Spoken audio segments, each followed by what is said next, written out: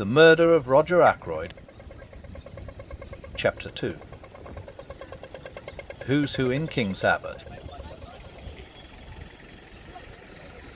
Before I proceed further with what I said to Caroline and what Caroline said to me, it might be as well to give some idea of what I should describe as our local geography. Our village, King's Abbott, is, I imagine, very much like any other village. Our big town is Cranchester, 9 miles away. We have a large railway station, a small post office, and 2 rival general stores. Able-bodied men are apt to leave the place early in life, but we are rich in unmarried ladies and retired military officers. Our hobbies and recreations can be summed up in the one word: gossip. There are only 2 houses of any importance in King's Abbott. One is King's Paddock, left to Mrs. Ferrars by her late husband. The other, Fernley Park, is owned by Roger Ackroyd. Ackroyd has always interested me by being a man more impossibly like a country squire than any country squire could really be. He reminds one of the red-faced sportsmen who always appeared early in the first act of an old-fashioned musical comedy, the setting being the village green. They usually sang a song about going up to London. Nowadays we have revues, and the country squire has died out of musical fashion. Of course, Ackroyd is not really a country squire. He is an immensely successful manufacturer, I think, waggon wheels. He is a man of nearly 50 years of age, rubicund of face and genial of manner. He is hand and glove with the vicar, subscribes liberally to parish funds, though rumour has it that he is extremely mean in personal expenditure, encourages cricket matches, lads' clubs, and disabled soldiers' institutes. He is, in fact, the life and soul of our peaceful village of King's Abbott. Now, when Roger Ackroyd was a lad of 21, he fell in love with and married a beautiful woman some 5 or 6 years his senior. Her name was Peyton, and she was a widow with 1 child. The history of the marriage was short and painful. To put it bluntly, Mrs. Ackroyd was a dipsomaniac. She succeeded in drinking herself into her grave 4 years after her marriage. In the years that followed, Ackroyd showed no disposition to make a second matrimonial adventure. His wife's child by her first marriage was only 7 years old when his mother died. He is now 25. Ackroyd has always regarded him as his own son, and has brought him up accordingly. But he has been a wild lad, and a continual source of worry and trouble to his stepfather. Nevertheless, we are all very fond of Ralph Peyton in King's Abbott. He is such a good-looking youngster for one thing. As I said before, we are ready enough to gossip in our village. Everybody noticed from the first that Ackroyd and Mrs. Ferrars got on very well together. After her husband's death, the intimacy became more marked. They were always seen about together, and it was freely conjectured that at the end of her period of mourning, Mrs. Ferrars would become Mrs. Roger Ackroyd. It was felt, indeed, that there was a certain fitness in the thing. Roger Ackroyd's wife had admittedly died of drink. Ashley Ferrars had been a drunkard for many years before his death. It was only fitting that these 2 victims of alcoholic excess should make up to each other for all that they had previously endured at the hands of their former spouses. The Ferrars only came to live here just over a year ago, but a halo of gossip has surrounded Ackroyd for many years past. All the time that Ralph Patten was growing up to manhood, a series of lady housekeepers presided over Ackroyd's establishment, and each in turn was regarded with lively suspicion by Caroline and her cronies. It is not too much to say that, for at least 15 years, the whole village has confidently expected Ackroyd to marry one of his housekeepers. The last of them, a redoubtable lady called Miss Russell, has reigned undisputed for 5 years, twice as long as any of her predecessors. It is felt that, but for the advent of Mrs. Ferrars, Ackroyd could hardly have escaped. That, and one other factor, the unexpected arrival of a widowed sister-in-law with her daughter from Canada.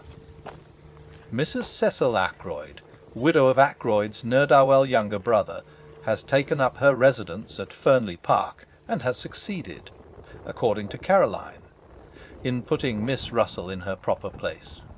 I don't know exactly what a proper place constitutes. It sounds chilly and unpleasant, but I know that Miss Russell goes about with pinched lips, and what I can only describe as an acid smile, and that she professes the utmost sympathy for poor Mrs. Ackroyd, dependent on the charity of her husband's brother. The bread of charity is so bitter, is it not? I should be quite miserable if I did not work for my living. I don't know what Mrs. Cecil Ackroyd thought of the Ferrars affair when it came on the tapis. It was clearly to her advantage that Ackroyd should remain unmarried. She was always very charming, not to say gushing, to Mrs. Ferrars when they met. Caroline says that proves less than nothing. Such have been our preoccupations in King's Abbott for the last few years. We have discussed Ackroyd and his affairs from every standpoint. Mrs. Ferrars has fitted into her place in the scheme. Now there has been a rearrangement of the kaleidoscope. From a mild discussion of probable wedding presents, we have been jerked into the midst of tragedy. Revolving these and sundry other matters in my mind, I went mechanically on my round. I had no cases of special interest to attend, which was, perhaps, as well, for my thoughts returned again and again to the mystery of Mrs. Ferrars's death. Had she taken her own life? Surely, if she had done so, she would have left some word behind to say what she contemplated doing. Women, in my experience, if they once reach the determination to commit suicide, usually wish to reveal the state of mind that led to the fatal action.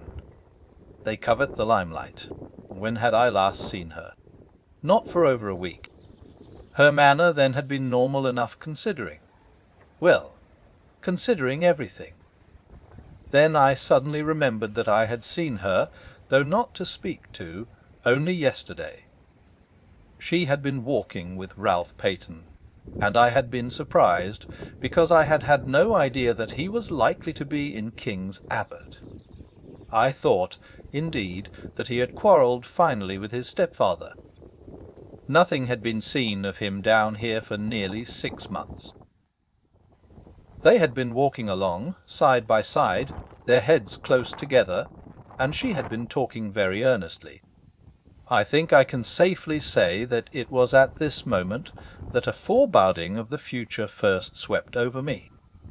Nothing tangible as yet, but a vague premonition of the way things were setting. That earnest T-T-out-T-E between Ralph Patten and Mrs. Ferrars the day before struck me disagreeably. I was still thinking of it when I came face to face with Roger Ackroyd. "Shepherd," he exclaimed, "just the man I wanted to get hold of. This is a terrible business." "You've heard, then?" he nodded. He had felt the blow keenly, I could see. His big red cheeks seemed to have fallen in, and he looked a positive wreck of his usual jolly, healthy self. "It's worse than you know," he said quietly. "Look here, Shepherd, I've got to talk to you. Can you come back with me now?" "Hardly. I've got 3 patients to see still, and I must be back by 12 to see my surgery patients. Then this afternoon. No, better still, dine tonight." "At 7:30? Will that suit you?" "Yes, I can manage that all right. What's wrong? Is it Ralph?" I hardly knew why I said that, except, perhaps, that it had so often been Ralph. Ackroyd stared blankly at me, as though he hardly understood. I began to realize there must be something very wrong indeed somewhere. I had never seen Ackroyd so upset before. "Ralph," he said vaguely. "Oh, no, it's not Ralph. Ralph's in London. Damn! Here's old Miss Gannett coming. I don't want to have to talk to her about this ghastly business. See you tonight, Shepherd, 7:30." I nodded, and he hurried away, leaving me wondering. Ralph in London. But he had certainly been in King's Abbot the preceding afternoon. He must have gone back to town last night or early this morning, and yet Ackroyd's manner had conveyed quite a different impression. He had spoken as though Ralph had not been near the place for months. I had no time to puzzle the matter out further. Miss Gannett was upon me, thirsting for information. Miss Gannett has all the characteristics of my sister Caroline, but she lacks that unerring aim in jumping to conclusions which lends a touch of greatness to Caroline's manoeuvres. Miss Gannett was breathless and interrogatory. Wasn't it sad about poor dear Mrs. Ferrars? A lot of people were saying she had been a confirmed drug taker for years. So wicked the way people went about saying things. And yet the worst of it was, there was usually a grain of truth somewhere in these wild statements. No smoke without fire. They were saying too that Mr. Ackroyd had found out about it, and had broken off the engagement, because there was an engagement. She, Miss Gannett, had proof positive of that. Of course I must know all about it. Doctors always did, but they never tell. And all this with a sharp, beady eye on me, to see how I reacted to these suggestions. Fortunately, long association with Caroline has led me to preserve an impassive countenance, and to be ready with small non-committal remarks. On this occasion I congratulated Miss Gannett on not joining in ill-natured gossip. Rather a neat counter-attack, I thought.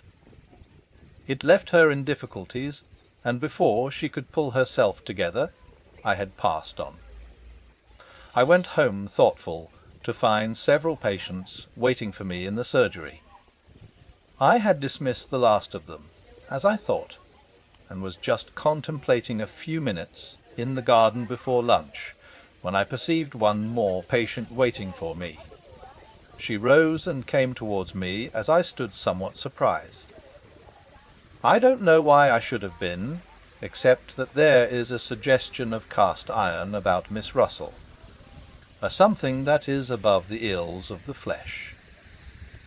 Ackroyd's housekeeper is a tall woman, handsome but forbidding in appearance.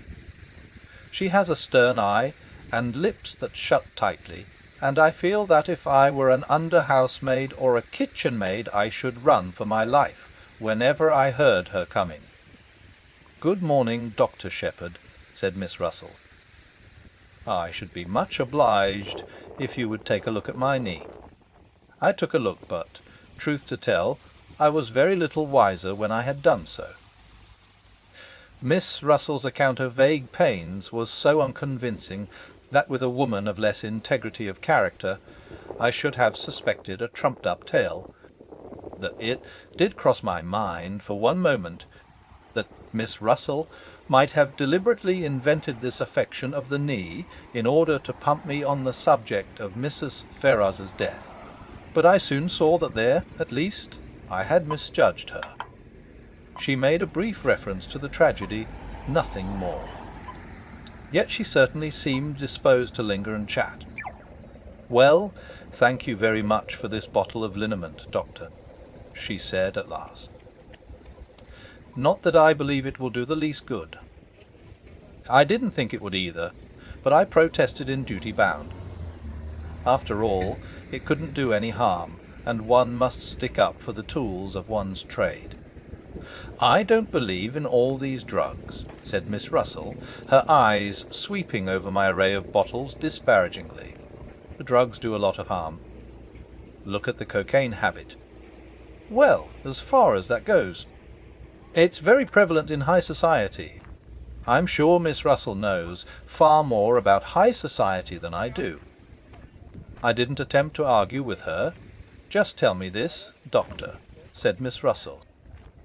"Suppose you are really a slave of the drug habit. Is there any cure? One cannot answer a question like that offhand." I gave her a short lecture on the subject, and she listened with close attention. I still suspected her of seeking information about Mrs. Ferrars. Now, Veronal, for instance. I proceeded. But, strangely enough, she didn't seem interested in Veronal.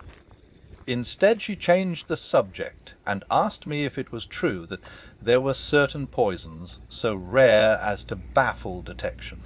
"Ass," I said. "You've been reading detective stories." She admitted that she had.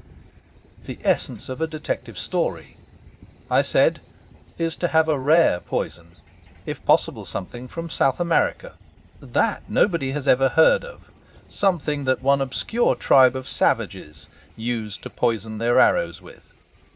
Death is instantaneous, and Western science is powerless to detect it." "That is the kind of thing you mean?" "Was. Is there really such a thing?" I shook my head regretfully. "I'm afraid there isn't. There's Syrah, of course." I told her a good deal about Curer, but she seemed to have lost interest once more. She asked me if I had any in my poison cupboard, and when I replied in the negative, I fancy I fell in her estimation. She said she must be getting back, and I saw her out at the surgery door just as the luncheon gong went. I should never have suspected Miss Russell of a fondness for detective stories. It pleases me very much to think of her stepping out of the housekeeper's room to rebuke a delinquent housemaid, and then returning to a comfortable perusal of THEMYSTIOFTHECVHDATH, or something of the kind.